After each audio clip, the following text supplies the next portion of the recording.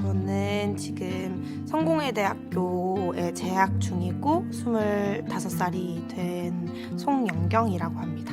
사회학을 전공하고 있고요. 복수 전공으로 일월본학을 같이 전공을 하면서 원래는 제1동포들을 위해서 활동할 수 있는 게 있을까 해가지고 전공을 하곤 있는데 취직이 전혀 안 되는 전공들이라서 걱정을 많이 하고 있습니다.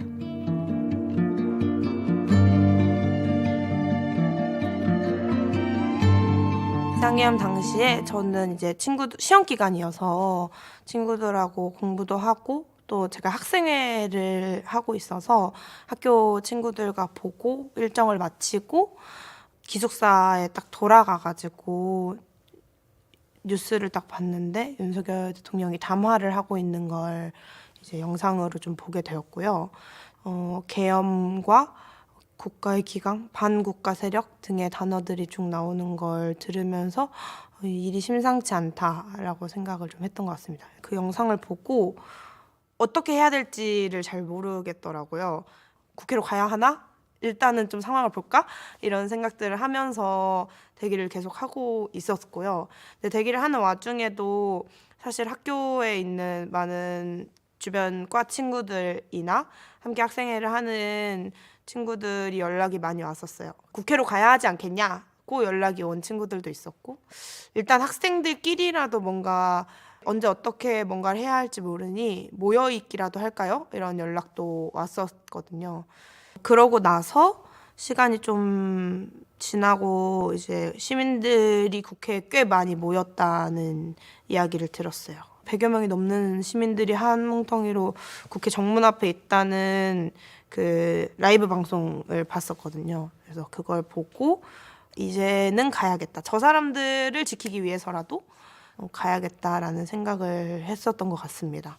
좀 늦어서 차도 다 끊기고 한 상황이라서 근처에 그 차를 빌려가지고 주변에 이제 아까 가자고 했던 친구들한테 다시 연락을 해서 지금 가려고 하는데 같이 가겠냐 해가지고 그 친구들을 이제 주변에 자취하고 이런 친구들을 태워서 국회로 갔었습니다.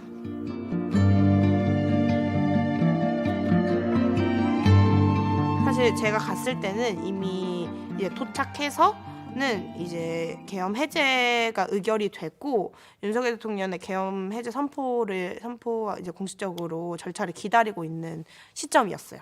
12시 반, 1시쯤 도착을 했으니까 KBS 본관 뒤편 쪽 국회대로 쪽으로 차를 진입을 했었는데 경찰 버스가 아예 가로로 국회대로를 막고 있었어요. 아예 전 차선 진입이 안 되게 막고 있었어서, 그리고 양 옆으로도 갓길에 경찰 버스가 쫙 떼져 있고, 근데 멀리서 보는데 너머에 뭔가 차나 사람이 그렇게 많지 않은 거예요.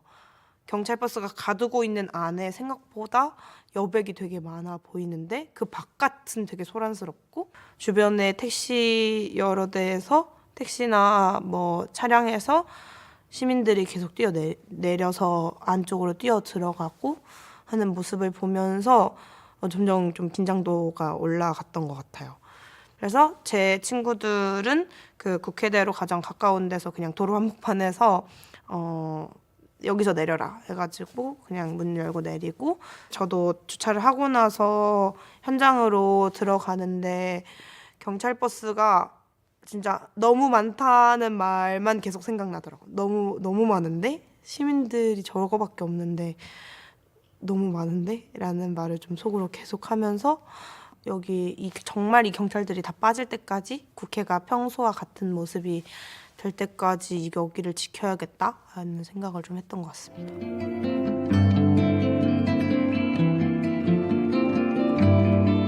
가운데 이제 국회 앞에 모여 있는 사람들 일부, 그리고 혹시 모를 상황을 걱정하셔서 경찰들의 움직임이나 동세를 살피거나 하려고 바깥쪽에 버스나 이런 차량에 붙어 있으셨던 시민분들도 일부 있었고, 정문을 바로 앞에 두고 대학생들은 한 뒤쪽 한 5번째 줄 언저리로 해가지고 좀 앉아 있었고요.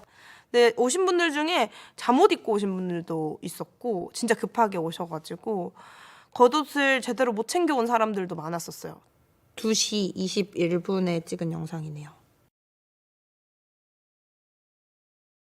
아닌 밤중에 홍두깨 같은 소식을 듣고 제 입에서 나온 말은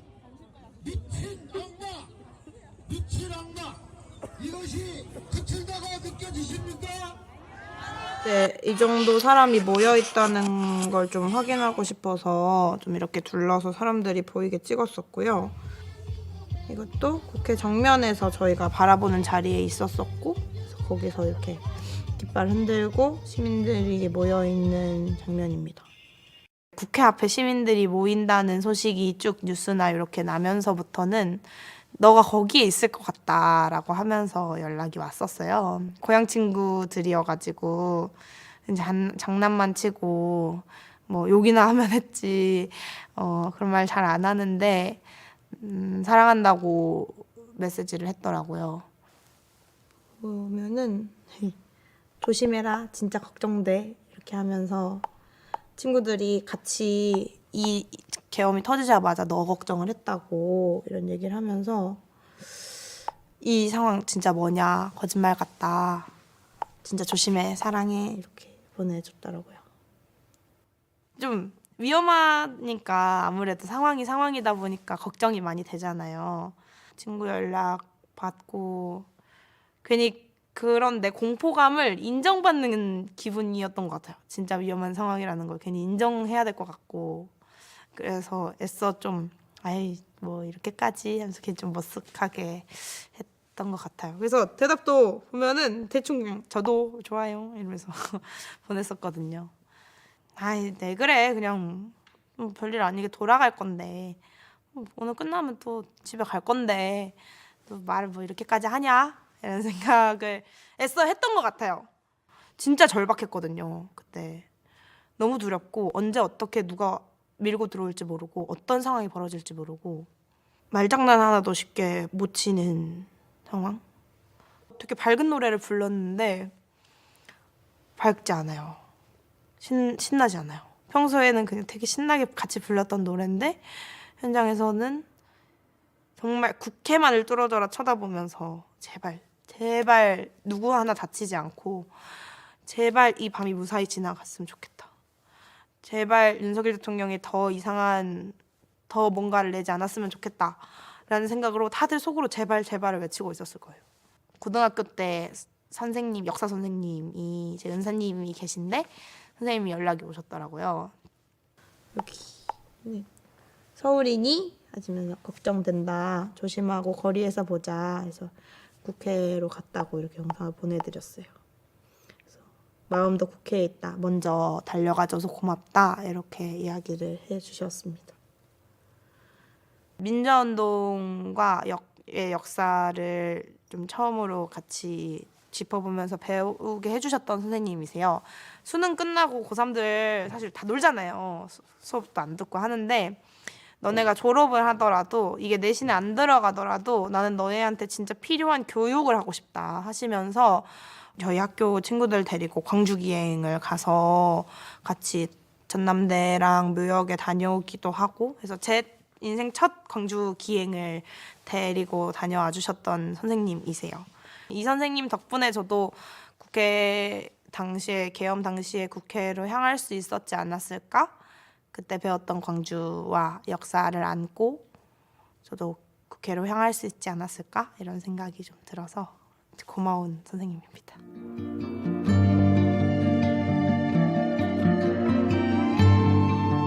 계엄 해제하라가 제일 많이 외쳤었던 것 같고요. 윤석열 퇴진에 대한 구호가 여실하게 확정되는 시간이었던 것 같아요. 사실 그 전에는 여러 집회들에서 윤석열 정권에 대한 규탄의 목소리가 있긴 했지만 박근혜 대통령 퇴진하고 나서도 사실은 우리 사회가 크게 나아지지 않은 부분들이 분명히 있었는데 또 퇴진한다고 해서 그게 방법이 될 수 있겠느냐는 이야기도 굉장히 많았었거든요. 또 탄핵? 이런 이야기도 시민들 사이에서 굉장히 많았었고 근데 그 계엄을 기점으로 이건 안 된다. 이 사람은 안 된다. 는 게 모두에게 암묵적으로 합의가 되는 순간이었던 것 같아요. 그래서 한 목소리로 퇴진과 탄핵에 대한 이야기가 쏟아져 나온 시점이었던 것 같습니다. 그래서 그게 되게 생각이 납니다.